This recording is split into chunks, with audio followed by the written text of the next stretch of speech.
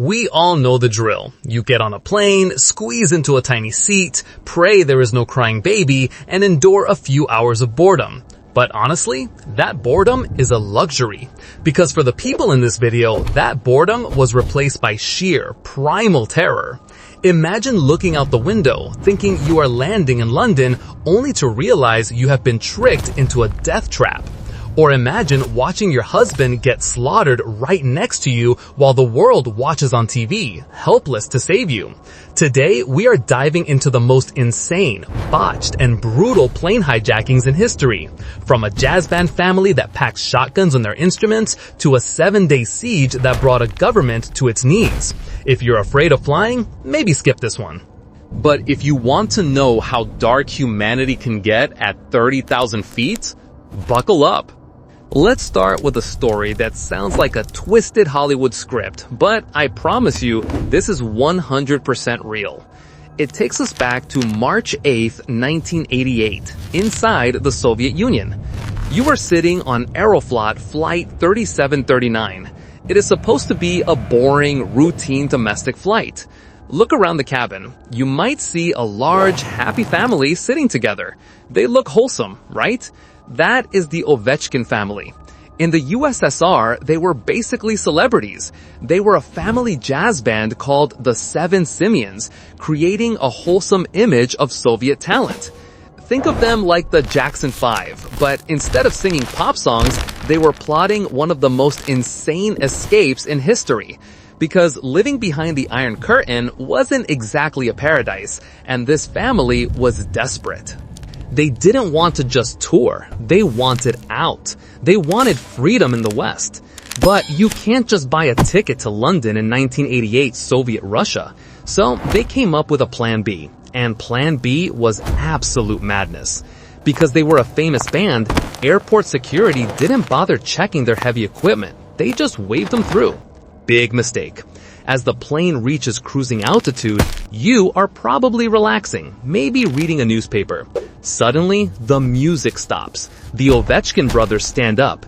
They aren't reaching for their instruments to play a song. They unzip a massive double bass case, but there is no double bass inside. Inside that instrument case, they had packed an arsenal. We are talking sawed-off shotguns and homemade explosive devices. In seconds, the wholesome family band transforms into a heavily armed militia. They storm the cockpit, aiming shotguns at the flight attendants, screaming demands. They hand a note to the crew that basically says, "Head to London, do not descend or we blow this whole thing up." Imagine being a passenger. The nice musical family sitting next to you is now holding a grenade, threatening to vaporize you if the pilot doesn't fly across the continent. Panic erupts. But here is the thing about the Soviet Union. They didn't negotiate. The pilot, with a gun to his head, tries to explain they don't have enough fuel to make it to London. They need to land to refuel. The hijackers agree, thinking they are landing in Finland, a gateway to freedom. But the pilot wasn't taking them to Finland. He was taking them straight into a trap that would turn this plane into a slaughterhouse. As the plane descends, you can feel the tension in the cabin thick enough to cut with a knife. The pilot announces they are landing for fuel, and for a brief second, a wave of relief washes over you. You think, maybe this is it. Maybe we are landing in Finland. Maybe this nightmare is over. The wheels touch the tarmac, and the plane slows down. But if you looked out the window right then, your heart would have stopped. Because you wouldn't see Finnish airport signs or duty-free shops. You would see armed soldiers. The pilot had tricked them. They hadn't escaped the Iron Curtain. They had landed right back in the belly of the beast, at a Soviet military base near Leningrad. The Ovechkin brothers look out the window and see the elite KGB troops surrounding the plane, weapons drawn, waiting for the kill command. The realization hits them like a truck. There is no freedom. There is no London. There is only the gulag or death. Panic sets in instantly. The hijackers scream demands, threatening to kill hostages if they aren't allowed to take off again. But the Soviet authorities have cut the communications. They are done talking. At 9:45 p.m., the order is given. The special forces storm the plane. This is where the scene turns from a thriller into a slaughterhouse. The soldiers open fire. The Ovechkin brothers unleash their shotguns. Bullets are flying through the thin walls of the aircraft, ripping through seats and flesh alike. Passengers are scrambling, diving to the floor, trying to shield their children from the crossfire. The cabin fills with screaming, the smell of gunpowder, and thick, choking smoke as the brothers detonate their homemade grenades. It is absolute chaos. Innocent passengers are dropping, bleeding out on the aisle floor. But the darkest moment comes when the Ovechkin family realizes they are outgunned. They know what happens if they are taken alive by the KGB. So, they make a horrific choice. In the midst of the smoke and blood, the family decides they aren't leaving this plane alive. They turn their weapons on themselves. When the smoke finally clears, the silence is deafening. 9 people lie dead. 4 of them were innocent passengers who just wanted to get home. 5 of the Ovechkins are dead by their own hand or police bullets. It was a tragedy of Shakespearean proportions, a desperate bid for freedom that ended in a bloodbath. But believe it or not, as horrific as this family suicide pact was, it was over relatively quickly. The next story? It isn't over in a few hours. Imagine staying in that state of terror not for an afternoon, but for 7 agonizing days. Now, let's fast forward to Christmas Eve 1999. I want you to put yourself in the shoes of a man named Rupen Katyal. You are 25 years old and you are sitting on Indian Airlines Flight 814. Next to you is your beautiful new bride, Rachna. You guys are actually on your honeymoon, flying back from Kathmandu to Delhi. Life is perfect. You are planning your future, maybe thinking about what you're going to eat for dinner. But in a split second, that honeymoon dream turns into a blood-soaked nightmare. 5 men stand up from their seats.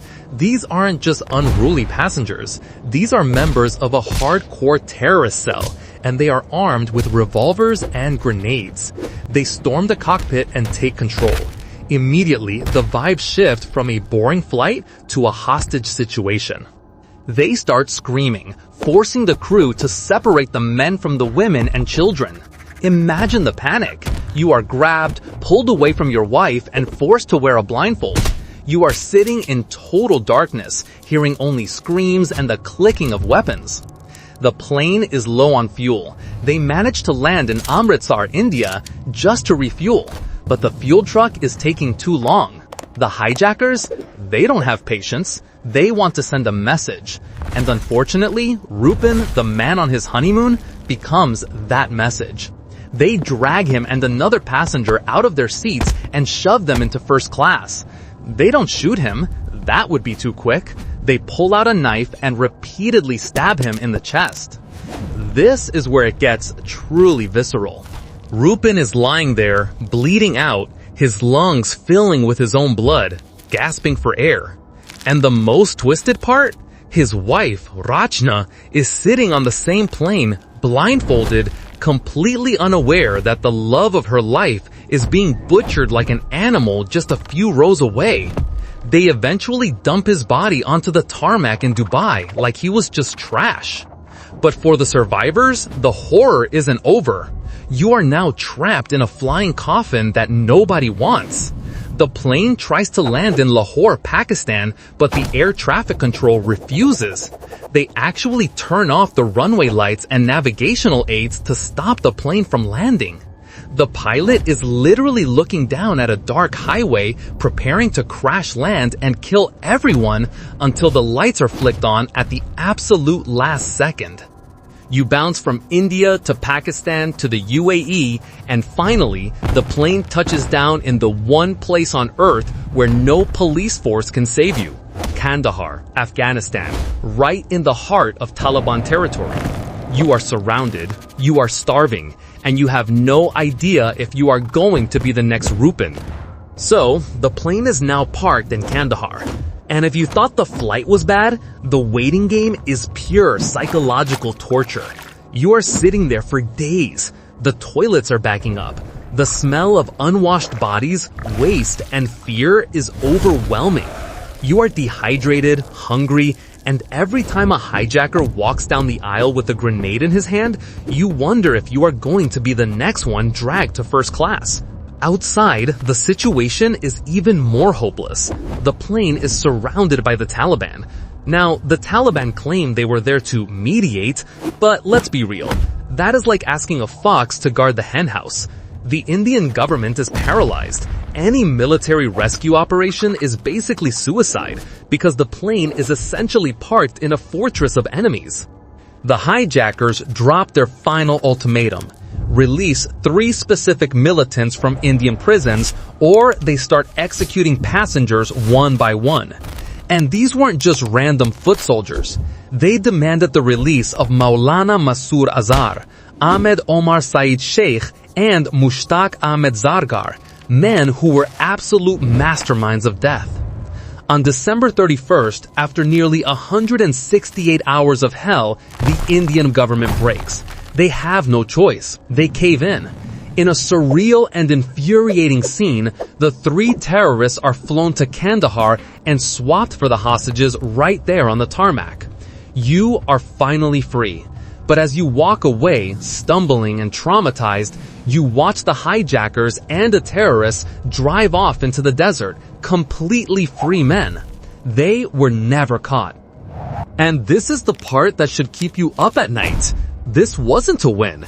It was a transaction with the devil. Those 3 men who were released, they didn't retire. Maulana Masood Azhar went on to found Jaish-e-Mohammed, the group responsible for the 2001 Indian Parliament attack and the 2019 Pulwama attack that killed 40 soldiers. Ahmed Omar Saeed Sheikh, he went on to play a key role in the kidnapping and brutal beheading of American journalist Daniel Pearl. The hijacking of IC-814 didn't just end on that runway. It sparked a chain reaction of terror that killed hundreds more in the years to come. So, did saving the passengers justify releasing the monsters? That is a question that still haunts the world today. These stories are a brutal reminder of just how fragile our safety really is. One minute you are complaining about legroom or the in-flight meal, and the next you are a bargaining chip in a geopolitical nightmare. It is terrifying to think that in both of these cases, innocent people pay the ultimate price for someone else's agenda. And in the case of Flight 814, the bad guys actually won.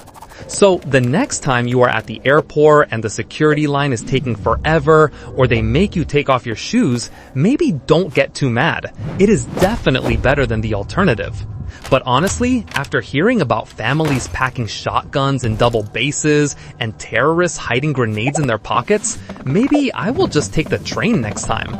Let me know in the comments, if you were the government, would you have released those terrorists to save the passengers? It is a tough call.